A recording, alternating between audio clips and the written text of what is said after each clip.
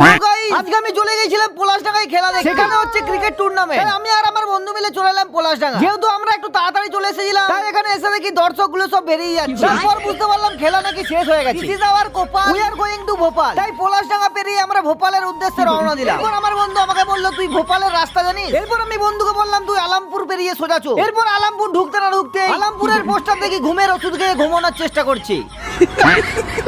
এরপর সোজা চলে এলাম কুলডাঙ্গের মোড়। এখানে আমার বন্ধুর বউকে রেখে আমার বন্ধুর বাইকটাকে রেখে দোকানে ঢুকে গেলাম। কারণ এখানে এলেই আমরা 10 টাকা সাইজের ল্যাংচা খাই। আর এখানে ল্যাংচার সাইজ এতটাই ছোট, 3-4টা খেয়ে নিলে ঝুলবে আপনার ফটো। আরে এইদিকে আজকে আমার ভাগ্যটা অনেকই ভালো ছিল। দোকানে ঢুকে জানতে পারলাম ল্যাংচা নাকি আজকে হয়। তাই ল্যাংচা এবং ল্যাংচার সাইজ দুটোই তোমাদেরকে দেখাতে পারলাম না। আর এইদিকে গামলায় রয়েছে নলেন গুড়ের মিষ্টি। তাই ভাবলাম এগুলোকেই খাওয়া যায়। কিন্তু আমার বন্ধু কোথায় গেল? কি রে শালা, এত গরম বতর পেয়ে দেখছি হাগতে লাগিয়ে দিয়েছে।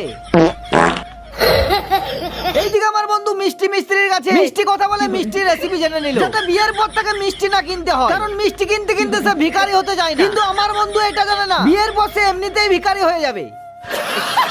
এরপরে হালকা করে সিঙ্গাড়া আর নলেন গুড়ের মিষ্টি খেয়ে নিলাম। তবে সিঙ্গাড়ার থেকে সিঙ্গাড়ার চাটনিটাই বেশি বেস্ট লাগলো আমার কাছে। এরপরে সিঙ্গাড়া খেয়ে চলে এলাম এই চেয়ারম্যানের কাছে। এরপর সিঙ্গাড়া আর মিষ্টির পয়সা মিটিয়ে চলে যেতে থাকলাম ভোপালের উদ্দেশ্যে। কিন্তু এ কি, ভোপাল না গিয়ে আমরা রাঙ্গামাটি চলে এসেছি। আর এদিকে যে টাইটানিক কে সমুদ্রের জলের তলেও খুঁজে পাওয়া যাচ্ছে না, সেটা রাঙ্গামাটির বালিঘাটের কাছেই পড়ে রয়েছে। কোন রেস্কিউ টিম যদি আমার ভিডিও দেখে থাকো, তাহলে এই টিনের টাইটানিক কে টেনে টেনে নিয়ে চলে যেতে পারো। এরপর আমরা টাইটানিককে টাটা দিয়ে রাঙ্গামাটির বালিঘাটে ঢুকে গেলাম। আর এইদিকে কিছু ছোট ছোট বাচ্চা দেখতে ছিল হাঁদা, আর আটকার ছিল সরস্বতী পুজোর চাঁদা। তাই আমরা হাওয়া গরম দেখে দাঁড়িয়ে পড়লাম।